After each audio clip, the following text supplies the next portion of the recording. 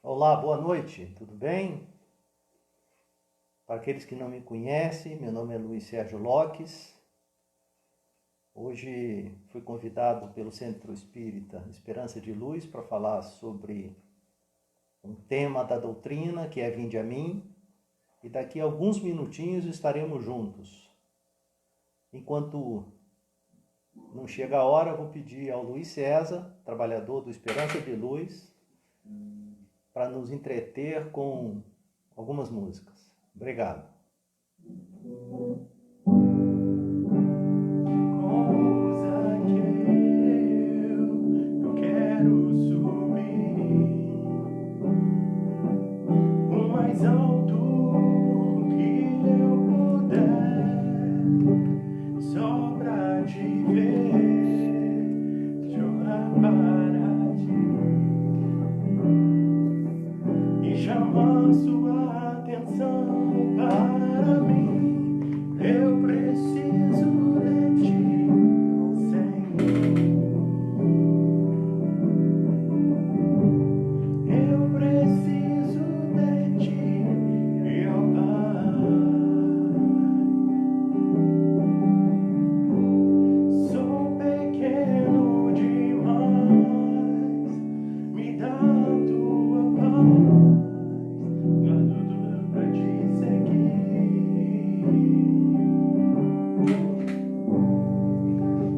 Entra na minha casa, entra na minha vida, mexe com minha estrutura, sara todas as feridas, me ensina a ter santidade, amar somente a ti, que o Senhor é meu bem maior.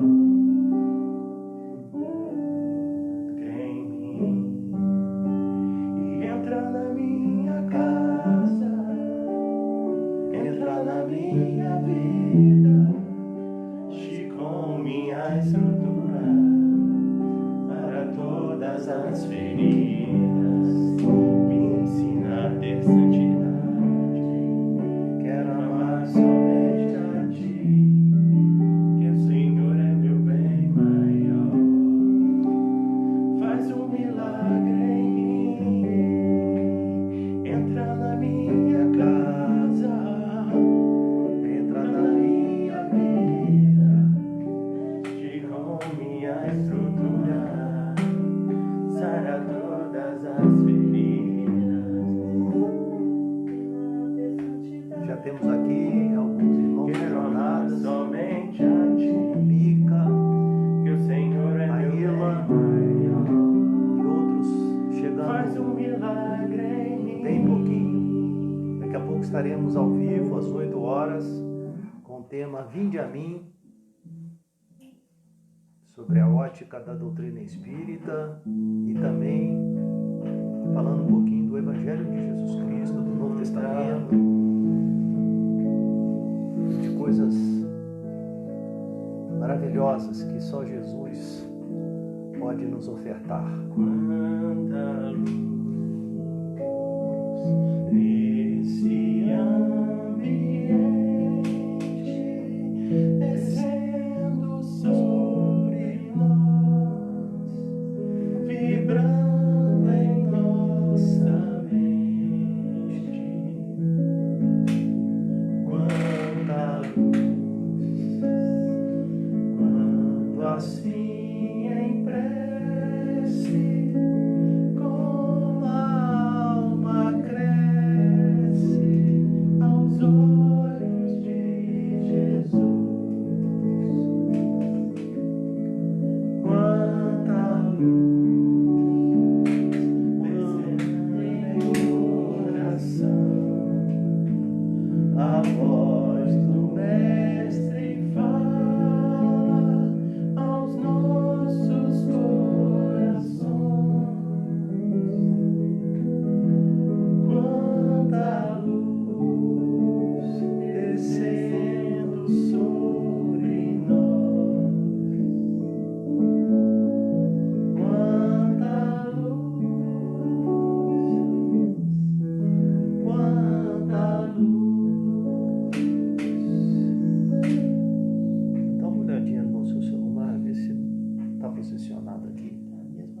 fazendo alguns ajustes finais. Mesma coisa daí, pode seguir daí tranquilo. Tá aqui, ó. Para verificar como é que está o enquadramento. A gente falou que saiu da posição, Carlos. Vamos ver, qual tá na posição. O Carlos está pedindo para me atender, mas corro o risco de, se for atender, não conseguir retornar, Carlos. Faz essa orientação aí, Eu falo aqui, fala o que eu tô lendo. se é para centralizar. Pelo que eu estou vendo aqui com o do Luiz César, está tudo bem. Agora não vai dar para te ligar não, amigo. Deixa eu ligo.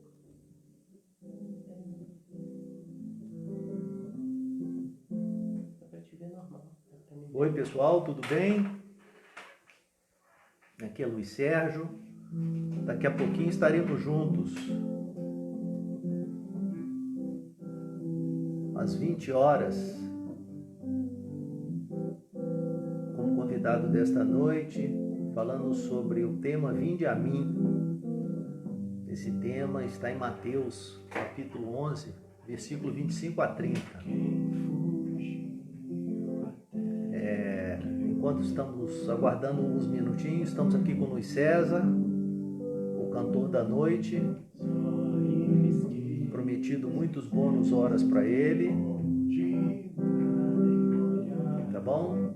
Daqui a pouquinho vamos começar. Agradecer àqueles que já estão chegando, Mariane e tantos outros. Lígia Sabença, Ricardo Rodrigues Teixeira. Que legal.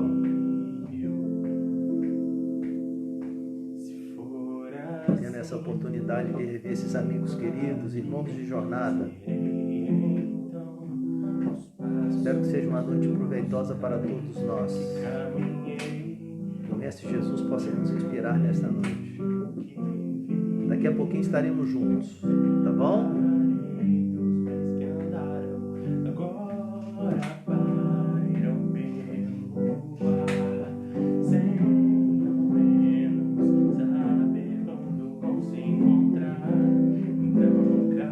Ulisses Lambert, também junto conosco.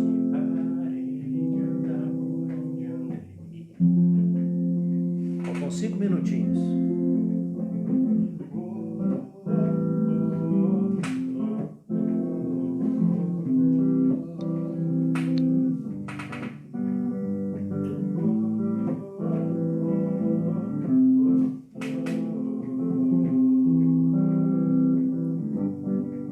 Renata Batista.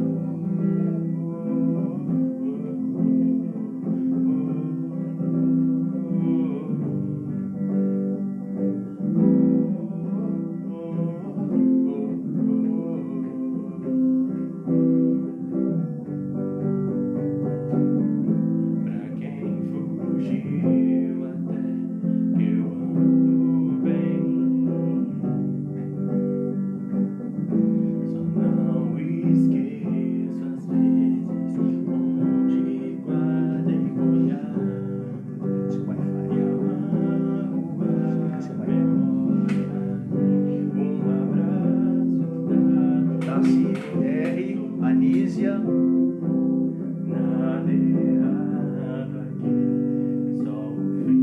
tenho certeza que nosso irmão Edinaldo também está junto.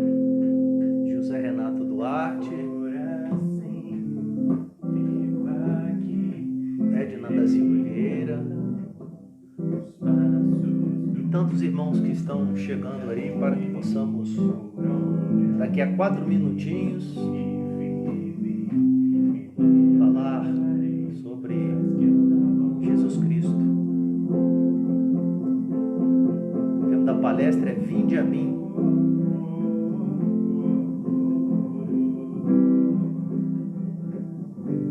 No fundo, Luiz César, trabalhador da casa, tocando umas músicas para o tempo passar de forma mais suave.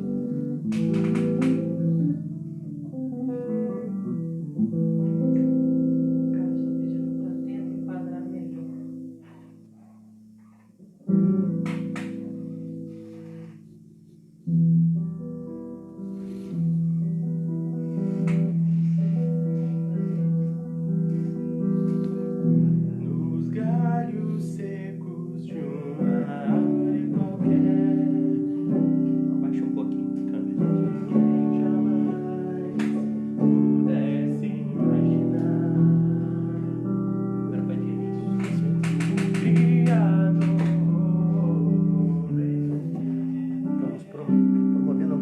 Deixo isso aqui para um enquadramento melhor,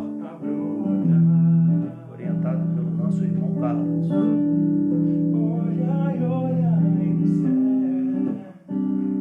os lírios crescerão nos campos,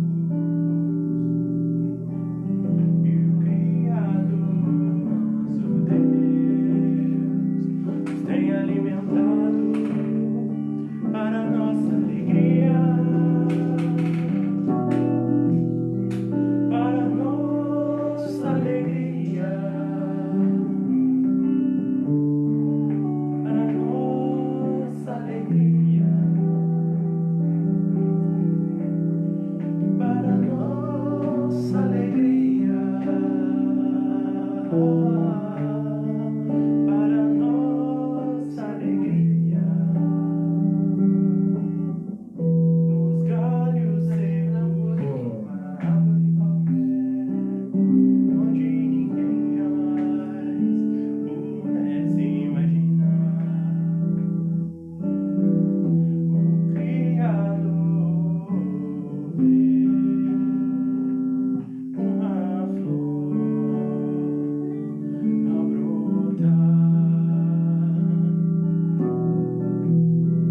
Olhai, olhai no céu, os lírios crescerão nos campos, Outros irmãos chegando, Laura Helena. e o Criador, nosso Deus, Estou recebendo feedback do nosso comunicado, está ótimo assim, obrigado. para nossa alegria, para nossa alegria. Bom, pelo meu aqui já são 20 horas e acho que podemos começar, não é isso?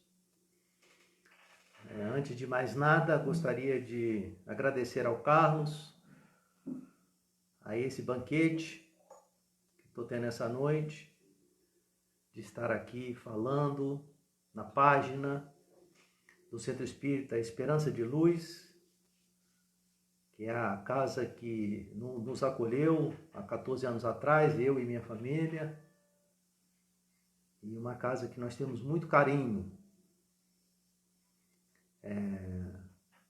Então, aceitando esse convite, foi nos solicitados a escolha de um tema, e nós escolhemos então uma passagem de Mateus, capítulo 11, versículo 25 a 30. Como vocês estão em casa, eu vou basicamente utilizar 3 livros. O livro base é o Evangelho segundo o Espiritismo, capítulo 6, que é o Cristo Consolador, onde nós temos basicamente a passagem de Mateus. Vou utilizar também o livro dos Espíritos, no capítulo 12, que fala da perfeição moral e fala do egoísmo, das perguntas 913 a 917. E escolhi também um trecho da obra fantástica de Leon Denis, O Problema do Ser, do Destino e da Dor, o capítulo 26, que fala sobre a dor, e o capítulo 27, que fala sobre a revelação pela dor. Mas por que falar de dor? Todos nós estamos passando por um momento muito difícil, estamos passando por um momento de isolamento social, que é provocado pela pandemia, pelo novo coronavírus. Este momento de isolamento é um momento que nos afeta a todos, indistintamente de cor, sexo, religião, todos somos afetados por esse isolamento social. Isso se dá basicamente porque somos seres que precisamos da conexão social para sermos felizes. Nós não nascemos para viver solitários, precisamos viver em conjunto, juntos, irmanados. Então esse momento é um momento de aflição, é um momento de dor, é um momento de sofrimento, é um momento que ficamos mais sensíveis, ficamos mais ansiosos, mais deprimidos. E é um momento de reflexão.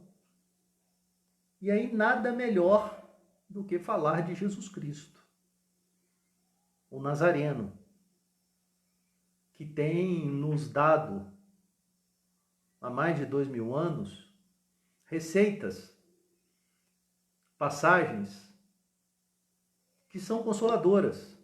E esta, sem dúvida, é uma passagem consoladora. Então, aqueles que gostariam de me acompanhar, eu vou ler Mateus capítulo 11, versículo 25 a 30, e eu vou separar em 3 trechos que eu acho que são pertinentes ao momento que estamos vivenciando. Vou pedir permissão para vocês para ler. Então é o jugo de Jesus, Mateus, estou falando do apóstolo de Jesus, Mateus, aquele que era conhecido como Levi ou publicano, um homem de má vida, e que foi o primeiro apóstolo a aceitar o convite de Jesus sem questionar. E é o apóstolo responsável por escrever o primeiro evangelho de Jesus. Então inicia-se assim, no versículo 25. Naquele tempo, respondendo Jesus disse: Graças te dou, ó Pai, Senhor do céu e da terra, que ocultaste estas coisas aos sábios e entendidos, e as revelastes aos pequeninos. Sim, ó Pai, porque assim te aprouve.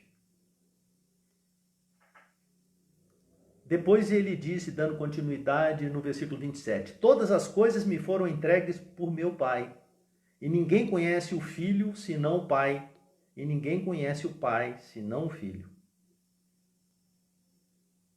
E aquele a quem o Filho o quiser revelar. E a partir do versículo 28, diz assim, Vinde a mim, todos os que estáis cansados e oprimidos, e eu vos aliviarei. Tomai sobre vós o meu jugo, e aprendei de mim, que sou manso e humilde de coração, e encontrareis descanso para as vossas almas, porque o meu jugo é suave e o meu fardo é leve. Sem dúvida alguma, esta é uma passagem que retrata fielmente o que estamos vivenciando agora. Porque aqui há um convite claro de Jesus para os que estão cansados e oprimidos, aflitos. E todos nós, salvo os anjos que estão nos ouvindo, todos nós sofremos algum tipo de ansiedade, enfim, como eu disse. Mas eu queria lembrar que Deus é amor. E queria lembrar também que tudo o que emana de Deus está circunscrito à lei do amor. No livro O Problema do Ser, do Destino e da Dor, de Leon Denis, eu separei 2 passagens que são muito importantes para a compreensão do contexto que estamos falando. Engraçado ou interessante que esse livro foi escrito em 1919. E ele, no capítulo 27, fala assim, revelação pela dor. Vivemos em tempos de crise, para que as inteligências se abram às verdades novas, para que falem os corações, são necessários advertências severas. É preciso que haja duras lições de adversidade. Conhecemos dias sombrios e períodos difíceis. A infelicidade deve aproximar os homens e eles só se sentem irmãos de verdade na dor. Então, mesmo que quisermos olhar este momento da pandemia como algo que nos machuca, como algo que nos tira do equilíbrio, fica claro aqui que a dor, que o sofrimento é, sem dúvida nenhuma, uma oportunidade divina de regeneração. E esses dias sombrios e períodos difíceis, com certeza, são um convite à autorrenovação pessoal, ao refazimento interior. Há uma lógica que, quando tudo está bem, nós damos, de uma maneira geral, importância ao exterior, ao ter. Mas quando vem a dificuldade, o sofrimento, a dor, nós automaticamente fazemos uma viagem para dentro. E no mesmo livro, no capítulo 26, Leon Denis fala da dor, diz assim: tudo que vive cá embaixo sofre. A natureza, o animal, o homem. E, no entanto, o amor é a lei do universo, e foi por amor que Deus formou os seres. Aparentemente, uma contradição formidável, um problema angustiante, que tem perturbado tantos pensadores e os tem levado à dúvida e ao pessimismo. No fundo, a dor é apenas uma lei de equilíbrio e educação. Evidentemente que todos nós temos uma matriz ainda enraizada, muito vinculado ao Torá, ao Antigo Testamento. E lá nós tínhamos uma conexão da dor como punição. Toda vez que nós não cumpríssemos o que determinava Deus, toda vez que nós pecamos, toda vez que nós contrariamos Deus, nós tínhamos a punição como algo inexorável. Então, ou seja, a dor e o sofrimento era a punição divina. Mas a partir do Novo Testamento, Jesus chama Deus de Pai amoroso. Então, quem ama não se vinga. Quem ama não quer o castigo. Quem ama quer propiciar o aprendizado, a educação para aquele que se perdeu, para aquele que pecou, possa se redimir através do seu livre-arbítrio, através da sua vontade própria, para que possa se reequilibrar no universo. Porque nós, às vezes, nos esquecemos que nós somos imagem e semelhança de Deus. E fomos criados, portanto, com o DNA do Criador. Não do DNA do Deus humano, o vingativo, mas temos o DNA do Criador do universo. Portanto, estamos sujeitos às suas leis, sim, mas temos uma condição enorme de superar as dificuldades. Eu sei que às vezes fica difícil nesse momento de sofrimento até lembrar que Deus é amor. Porque as mídias, a televisão e tudo que se trata de comunicação se dá mais um enfoque no aspecto negativo do que no aspecto positivo. Mas isso é da natureza humana e temos que entender. Então, neste momento, eu disse para vocês que nós iríamos dividir o jugo de Jesus em 3 partes. Na primeira parte, eu queria só retornar, fazer uma lembrança, que é importante. O que representa essa passagem do jugo de Jesus? Porque toda a mensagem do Novo Testamento, ela tinha implícito uma mensagem que varria o tempo. E essa passagem nos permite, basicamente, 3 coisas. Uma é o convite de Jesus, quando ele disse que esta mensagem só será decifrada e entendida para os simples de coração e aos conhecedores das leis. Ele também nos diz que ele e o Pai estão próximos. E ele nos convida, como cansados e oprimidos, a segui-lo com fé e esperança.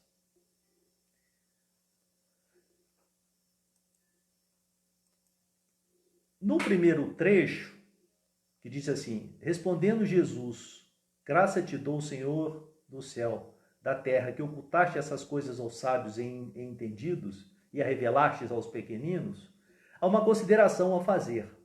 Parece um antagonismo ler essa mensagem e ver assim, quer dizer que o sábio, que tem a sabedoria, não consegue vislumbrar ou não consegue decodificar a mensagem de Jesus? Na verdade, ele aqui chama o sábio da época, eram os doutores da lei, aqueles que tinham conhecimento religioso do Antigo Testamento ou do Torá. Então ele afirma muito bem que os que têm conhecimento só terão muita dificuldade de decifrar a mensagem espiritual de Jesus. E ele faz uma relação direta que quem são aqueles, quais são os perfis daqueles que conseguem decifrar essa mensagem do Evangelho de Jesus com facilidade? São os pequeninos. São aqueles que não têm o conhecimento, são aqueles que não conhecem a literatura sagrada, mas são aqueles que já têm a oportunidade de vivenciar aquilo que Jesus vivenciou sem necessariamente ter conhecimento da literatura sagrada. E aí vem uma questão que alguém deve estar perguntando assim: então Jesus condenou ao inferno os sábios e os instruídos? Aqueles que têm conhecimento, aqueles que são os religiosos, são condenados? Não. Mas ele deu uma mensagem clara que será tanto mais difícil nós entendermos a mensagem de Jesus, quanto maior for o orgulho que nos impede de vê-la ou de senti-la. E aí ele estabelece uma correlação, que o pequenino, humilde, ele tem uma baixa intensidade de orgulho, enquanto o sábio, o instruído, normalmente tem o orgulho como um impeditivo de ver o que precisa ser visto. É fácil a gente ver isso. Quantas vezes dentro dos templos religiosos, das casas espíritas e de outras religiões, nós temos pessoas com alto conhecimento do Novo Testamento, do Antigo Testamento, são capazes de recitar de forma decorada questões do Livro dos Espíritos ou então dos Evangelhos, e, na verdade, pessoas que não têm condição, muitas das vezes, de colocar em prática aquilo que falam nos templos religiosos. Então, aqui fica muito claro que o orgulho, que a vaidade, o egoísmo, são impeditivos muito sérios para conhecer a mensagem de Jesus. E aí eu citei inicialmente que nós teríamos duas questões por abordar do Livro dos Espíritos. Na questão 913, nós temos a pergunta assim: entre os vícios, qual é o que podemos considerar o mais radical? Os Espíritos nos dizem que o egoísmo deriva todo o mal. E eles dizem: estudai todos os vícios e vereis que no fundo de todos existe o egoísmo. Por mais que luteis contra eles, não chegareis a extirpá-los, enquanto não os atacardes pela raiz, enquanto não lhes houverdes destruído a causa. É possível, na nossa condição atual evolutiva, privarmos do egoísmo e do orgulho? Talvez a resposta seja não. Porque sabemos que vivenciamos uma experiência terrestre, ainda num planeta onde há uma predominância do mal sobre o bem. E Jesus sabia disso. Então ele sabia que nós não tínhamos condição de passar uma borracha, hoje somos egoístas e amanhã não somos mais. Isto é uma ilusão. Mas o convite de Jesus é que nós possamos, através do conhecimento, através da instrução, que possamos dar início ao processo de esquecimento do egoísmo. Porque o convite aqui fica muito claro que muito difícil, neste momento, entender essa mensagem de Jesus, quando o egoísmo e a vaidade estão na nossa frente. E na questão 917 vem a pergunta: qual o meio de destruir o egoísmo? Ele fala que de todas as imperfeições humanas, o mais difícil é o egoísmo. E ele diz que o egoísmo se enfraquecerá com a predominância da vida moral sobre a vida material. E, sobretudo, com a compreensão da mensagem de Jesus. Então, ele nos fala claramente que para vencermos o egoísmo, nós vamos precisar enfraquecer a predominância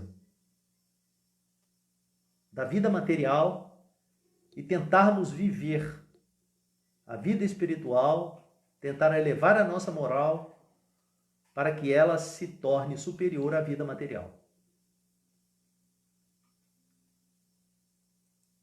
E aí nós temos também, claro, no Livro dos Espíritos, que o que mais atrapalha a evolução do espírito na Terra é o orgulho.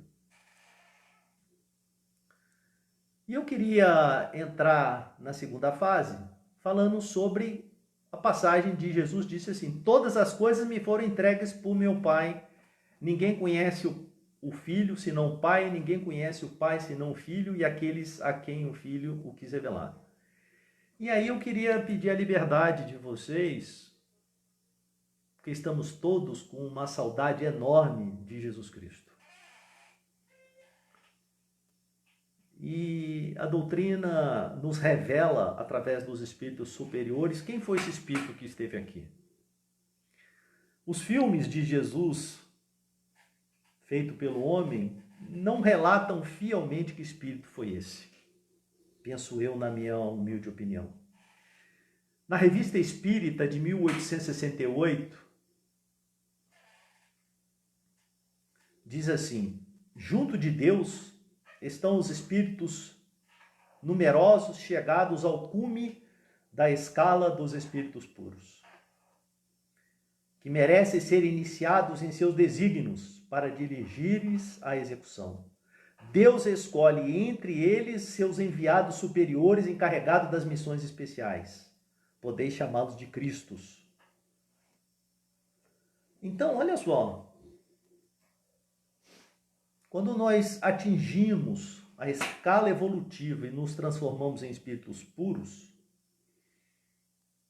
Emmanuel nos traz que existe uma outra escala acima.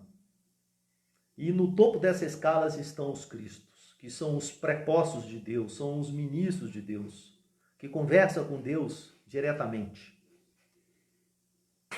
Imagine assim um ministro falando com Deus numa live, fazendo-se uma análise simplória. Sem interferência, Deus comunica com esses espíritos de forma direta, porque eles já têm uma condição de pureza e de elevação moral que permite receber essas mensagens do Criador sem interferências. Lembrar que um Cristo esteve aqui na Terra, ao nosso lado. No livro A Caminho da Luz há uma revelação muito clara que a Terra, aproximadamente numa idade tenra de 4,5 bilhões de anos atrás, quando a Terra se desprendeu do Sol, um espírito estava na coordenação de todos os trabalhos da formação da Terra e que permitisse que essa Terra hoje estivesse nessa condição para habitarmos.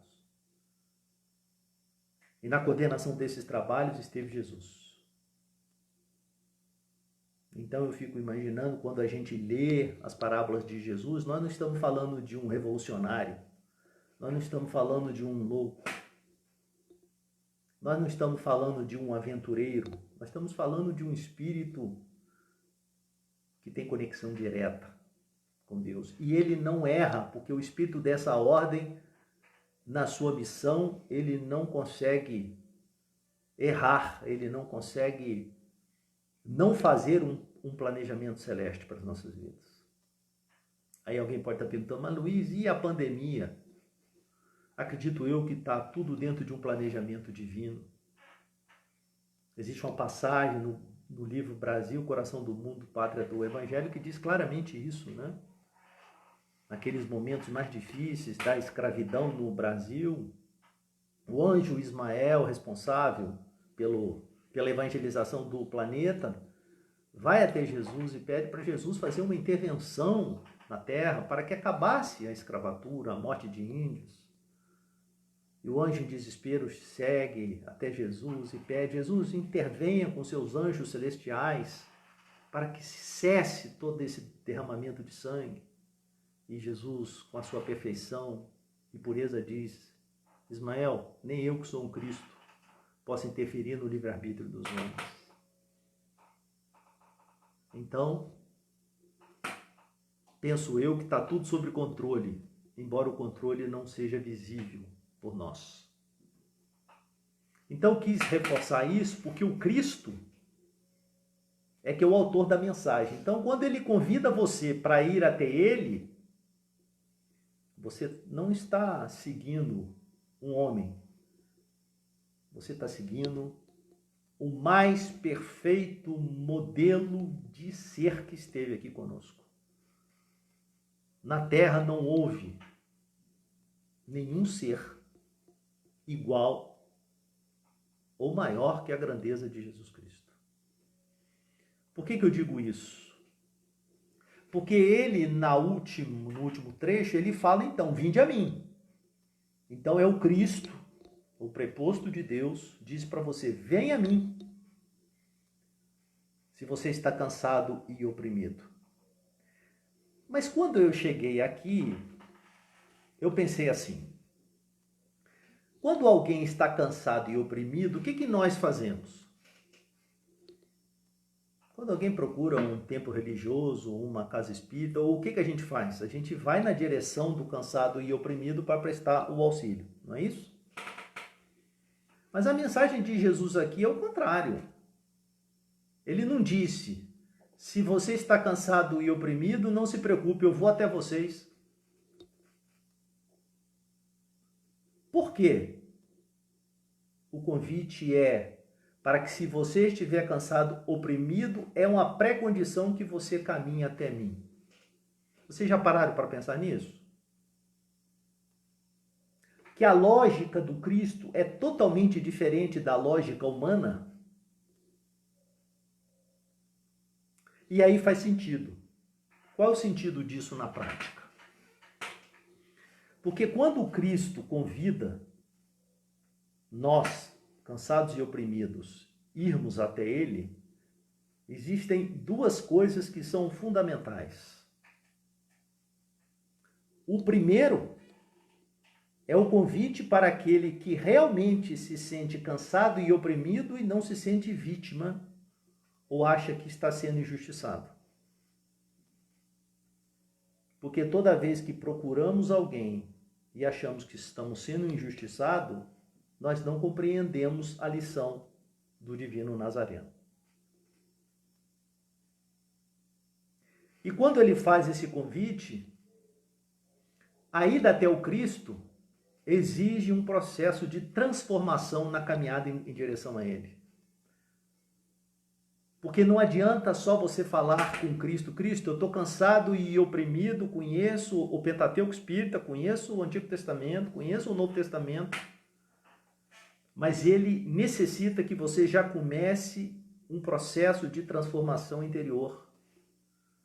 Como aconteceu, por exemplo, com a passagem da mulher hemorrágica, que tinha uma hemorragia durante 12 anos e soube que Jesus estaria passando próximo à cidade dela, e ela então queria tocar nas vestes de Jesus, muitos ao lado de Jesus, e quando ela consegue chegar próximo de Jesus Cristo e toca as suas vestes, Jesus para e diz: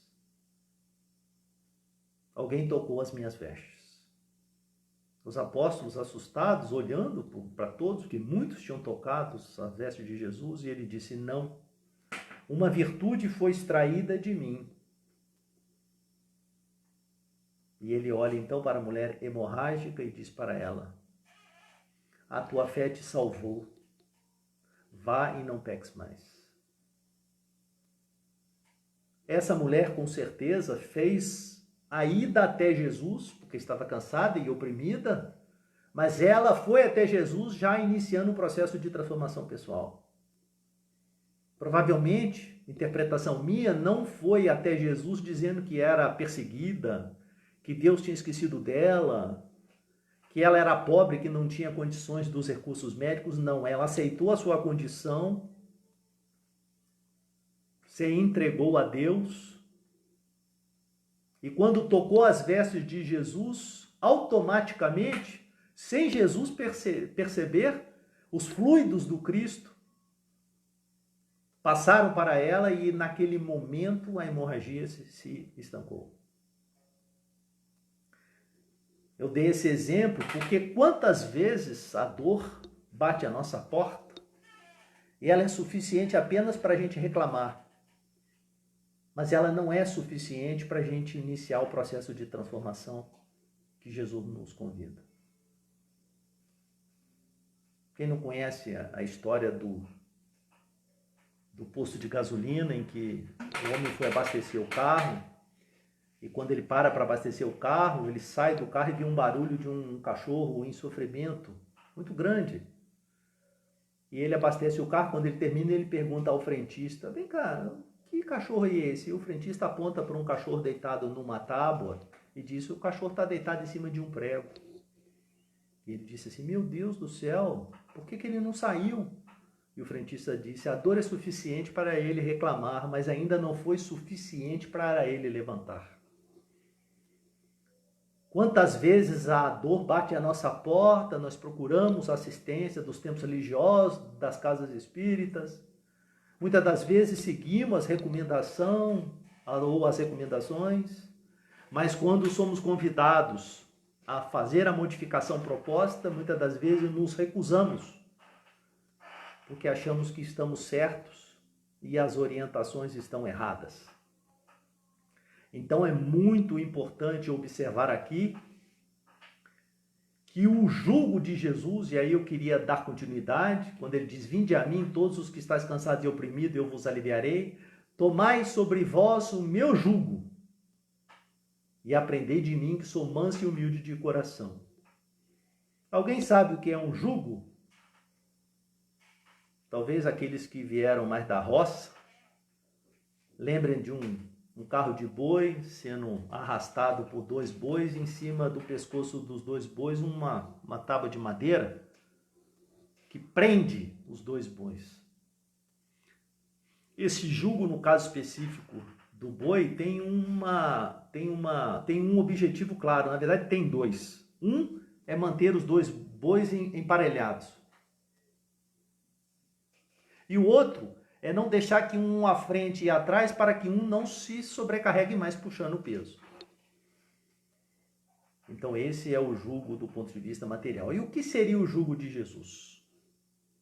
Porque ele fala que quando nós tomamos o jugo dele, quando nós aprendemos com ele, ele diz que o meu jugo é suave e o meu fardo é leve. Então, o convite de Jesus é: se eu tomar o jugo de Jesus, eu me aliviarei. E qual seria o jugo de Jesus? Quem falou o Evangelho, perfeito. Mas é um pouquinho mais que isso. O jugo de Jesus é, sem dúvida alguma, o conteúdo moral da sua lição. Porque tiramos 10 em conhecimento, mas ainda tiramos 0 na melhoria da nossa moralidade. Então, na verdade, o jugo de Jesus é o quanto estamos vivenciando o que ele nos sugeriu. O jugo de Jesus significa, então, o remédio das causas atuais de nossas aflições. Quando esquecemos das suas lições, quando, através do nosso livre-arbítrio, nos recusamos a vivenciar a sua moral, ficamos aflitos. Então, se você quer diminuir o sofrimento da sua vida, evangelize seu coração. Falo para você, falo para mim.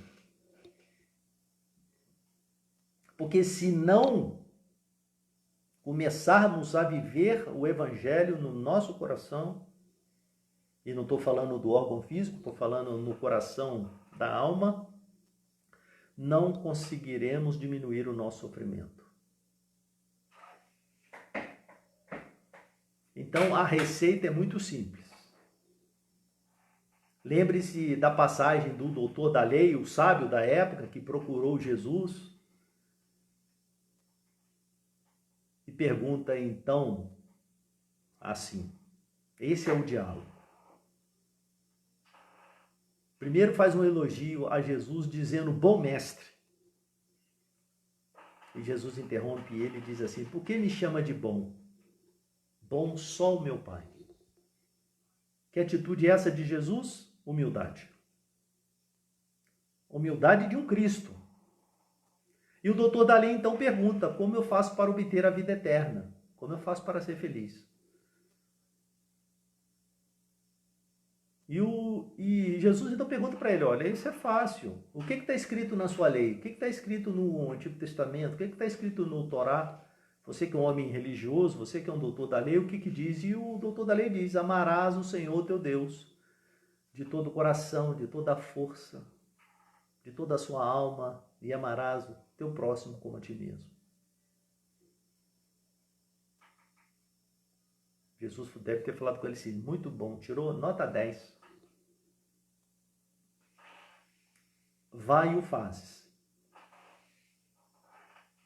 E aí pegou a parte difícil nossa, é fazer, é colocar em prática. Então, na minha opinião, é muito importante nessa passagem que nós tenhamos o conceito que é preciso começar a esse processo de transformação. Todos nós sabemos que o planeta está passando por um período de final de ciclo de provas e expiações, estará entrando numa fase de regeneração.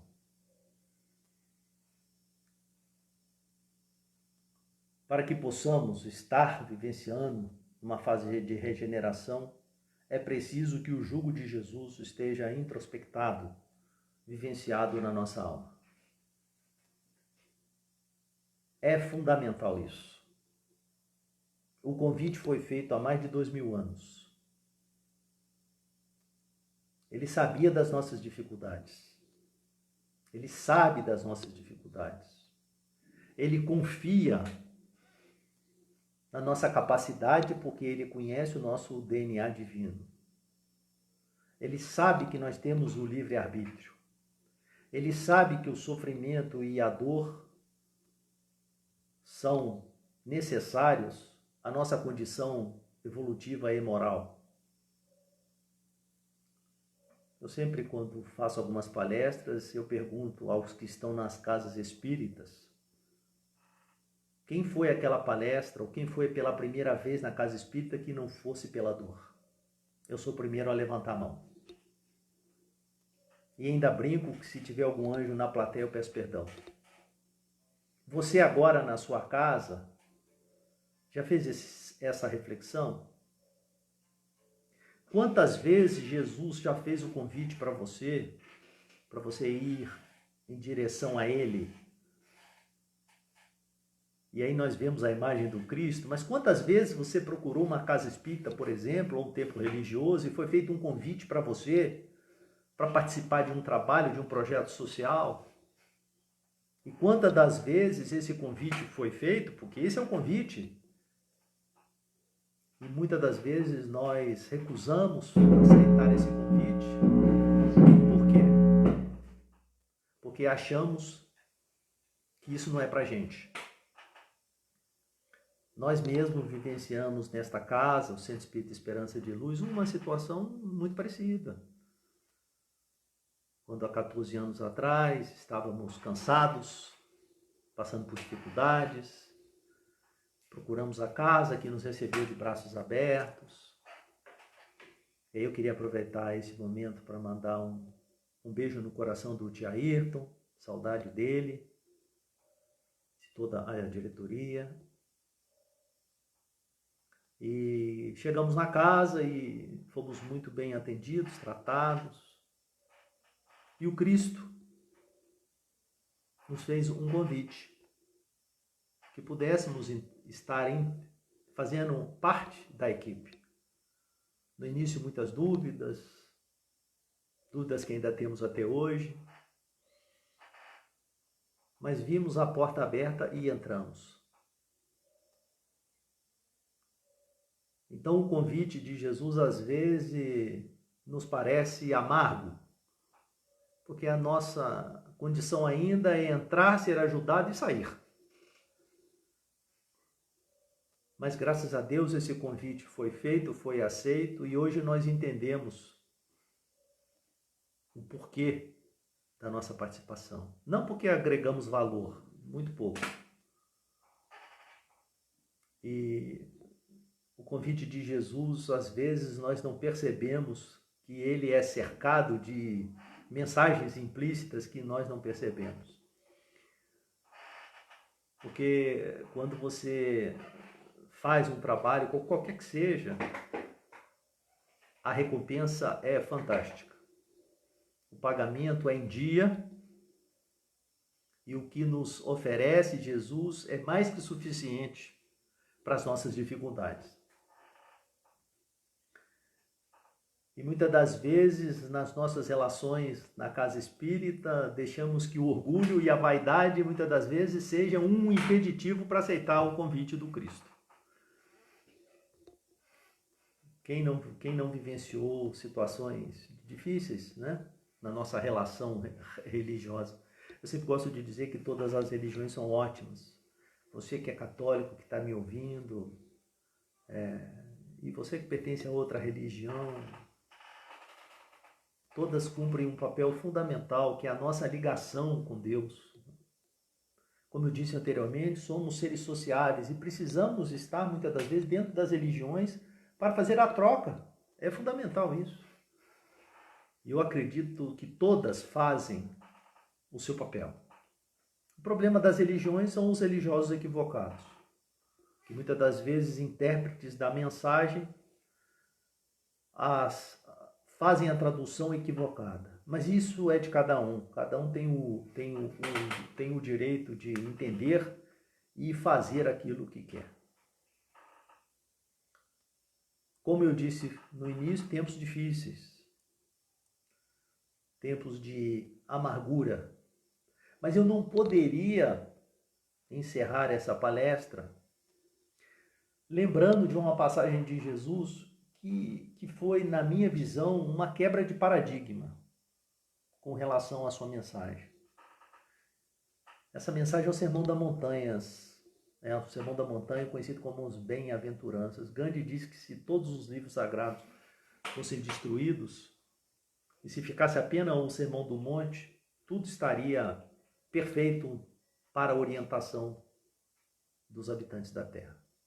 E eu queria lembrar para vocês rapidamente o que diz o Sermão da Montanha. E o que diz o Sermão da Montanha tem tudo a ver com o que nós estamos falando aqui. O Sermão da Montanha está em Mateus capítulo 5, de 1 a 11. Eu queria só lembrar como esse conteúdo está relacionado ao que acabamos de ver no jugo de Jesus. E diz assim: vendo Jesus a multidão, subiu ao monte e, assentando-se, aproximaram-se deles os seus discípulos. E, abrindo a sua boca, o ensinava, dizendo: bem-aventurados os humildes de espírito, porque deles é o reino dos céus. Aqui nós poderíamos dizer aos pequeninos, Porque os pequeninos são humildes, os sábios são arrogantes, são orgulhosos.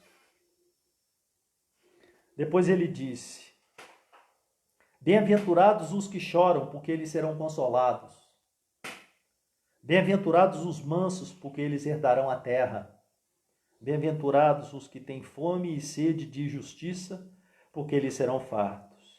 Bem-aventurados os misericordiosos, porque eles alcançarão a misericórdia. E bem-aventurados os limpos de coração, porque eles verão a Deus. Bem-aventurados os pacificadores, porque eles serão chamados filhos de Deus. Bem-aventurados os que sofrem perseguição por causa da justiça, porque deles é o reino dos céus. Bem-aventurados sois vós, quando vos injuriarem e perseguirem e mentindo disserem todo mal contra vós por minha causa. Alguém sabe aí qual o significado da palavra bem-aventurança? A primeira tradução é feliz, né? Como entender que ser feliz quem chora? Como entender feliz aquele que é perseguido? Mas a palavra bem-aventurança vem do aramaico, de uma palavra que é asra, que significa outra coisa que não é felicidade. Significa a retidão de quem está em marcha. Então, o que sofre, o que chora, está movimentando forças da alma para evoluir. Porque quem não sofre e não chora, ou esconde que sofre e chora, não está em marcha.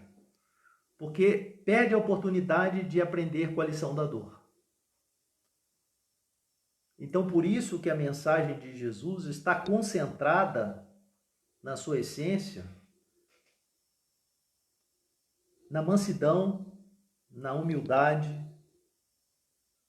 na fé e na esperança. Porque quando ele nos convida a caminhar com ele,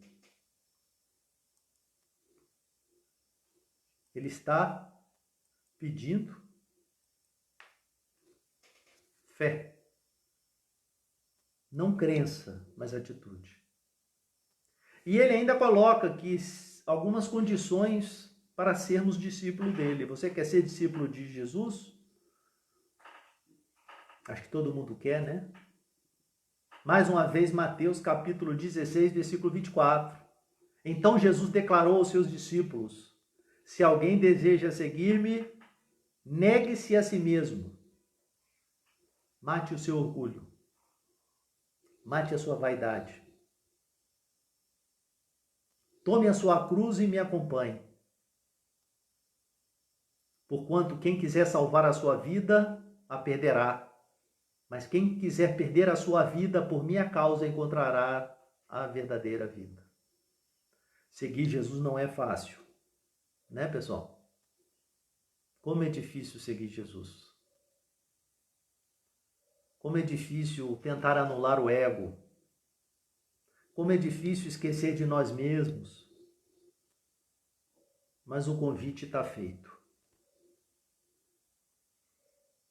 Algumas pessoas me perguntam assim: Luiz, é possível hoje seguir as recomendações de Jesus? Não posso ser hipócrita, não é possível. Mas é possível começar a caminhada.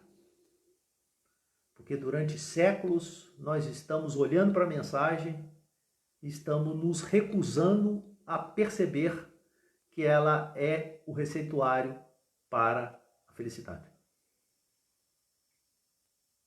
Leon Denis fala que a maior potência da alma é a vontade. Então eu conheço, eu sinto, eu faço. A vontade é essa força que faz a movimentação do conhecimento para a prática. Por isso é que está escrito que o convite de Jesus para irmos até ele exige a vontade, exige a transformação, Exige o processo de burilamento interior. Exige quebrarmos paradigmas. Exige, muitas das vezes, sairmos dos dogmas religiosos e nos atermos à mensagem do amor. Lembrar que a mensagem dele é de libertação. Porque o amor liberta, a raiva, o ódio escraviza.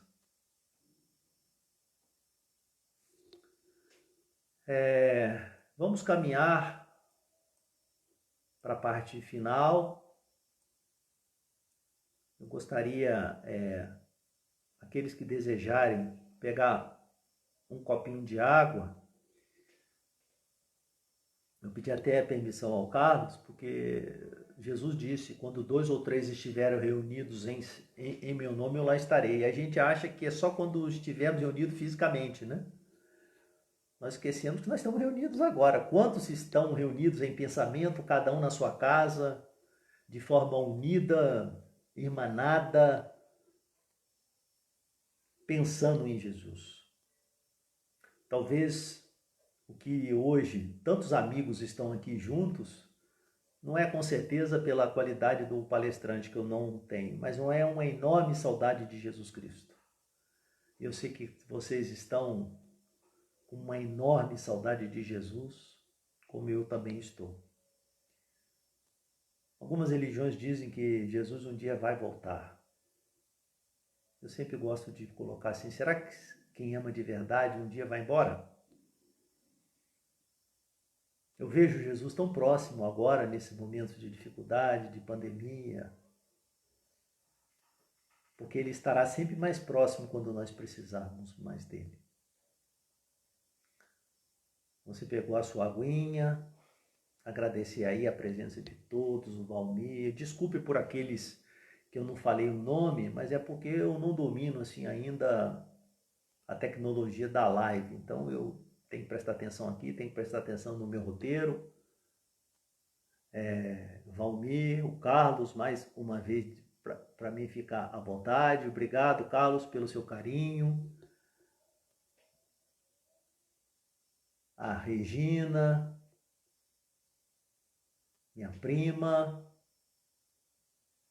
e a tantos outros que não puderam estar presentes. Imagino que esse bate-papo nosso estará na página do Centro Espírita Esperança de Luz e vocês podem compartilhar. Eu também tenho um canal no YouTube, é Luiz Lopes.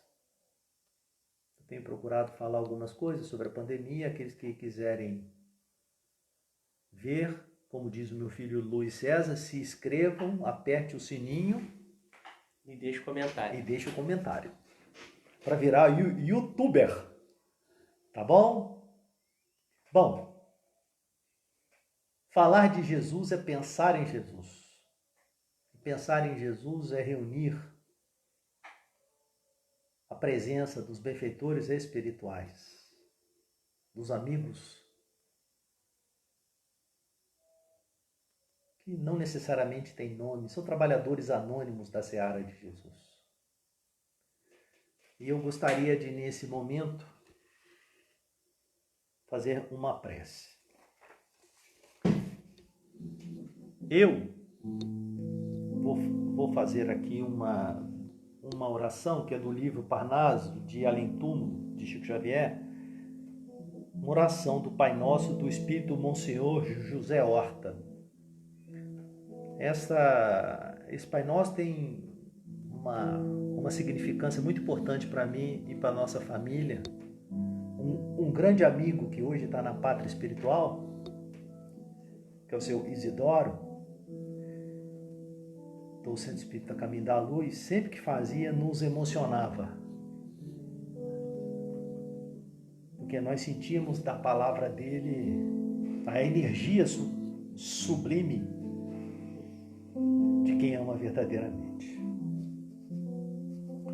Eu pedi para minha esposa Marluce, que sabe ela decorada, mas ela tem vergonha de estar aqui ao vivo. Então vou tomar a liberdade de lembrar o que eu tenho e o resto eu vou ler. Mas esse é o momento, então, de nos entregarmos a Deus, nosso Pai, a Jesus, nosso Mestre. Se você tiver o desejo, feche seus olhos, eleve seu pensamento a Jesus. E a oração diz assim: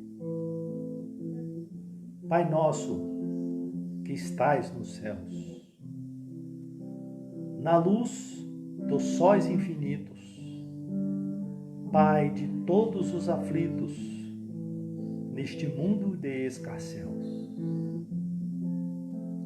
Santificado, Senhor, seja o teu nome sublime, que em todo o universo exprime concórdia, ternura e amor. Venha ao nosso coração o teu reino de bondade, de paz e de claridade na estrada da redenção. Cumpra-se o teu mandamento, que não vacila e nem erra, no céu como em toda a terra, de luta e de sofrimento. Evita-nos todo mal, dá-nos o pão no caminho feito de luz, no carinho do pão espiritual. Perdoa-nos, meu Senhor, os débitos tenebrosos, de passados escabrosos, de iniquidade e de dor. Auxilia-nos também nos sentimentos cristãos a amar nossos irmãos que vivem longe do bem. Com a proteção de Jesus, livra a nossa alma do erro neste mundo de desterro, diante da vossa luz. Que a nossa ideal igreja seja o altar da caridade, onde se faça a vontade do vosso amor. Assim seja. Que a paz de nosso Senhor Jesus Cristo esteja em todos os corações, em todas as consciências nesse momento. Aos que estão nos hospitais, aos que estão nas ruas, aos que estão presos, que possam receber nesse instante o nosso desejo de amá-los, que possam receber nesse instante os fluidos regeneradores emanados do Mestre Jesus, para o seu refazimento físico e espiritual. Obrigado, Senhor, por mais esse banquete espiritual da noite de hoje. Fiquem todos em paz. Agora você pode tomar a sua aguinha, se você quiser. Tenho certeza que Jesus colocou aí na sua aguinha tudo aquilo que você precisa. Obrigado aí mais uma vez pela oportunidade, tá bom? Boa noite a todos aí. Amém. Tchau.